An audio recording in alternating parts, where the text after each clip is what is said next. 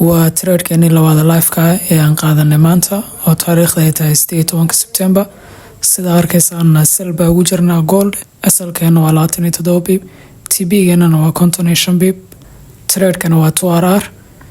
sida aragtaan isla markiiba ilaahay maad iskale kanalka ugu horeeyay volume-kii expect gareynay buu noo sameeyay, isla maraantaasina all the way arkaysaan TB-geena wuu dhawaaday, wuxuuna noo dhaqaaqay ilaa 48 bib.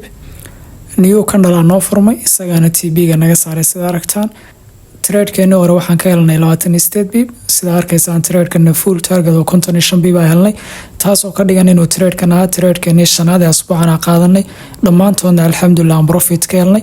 hal trade oo tradekan ka horeeyay baa profit na siiyay, kadibna anagu aan full target ka helin break fan naga saaray, laakiin dhammaan afarta trade kale full target baa helnay. ilaahay maad iskale asbuucanana saasa ku soo xirnay. tomorrow Friday soo qaba kana sanayna nabadgelyo.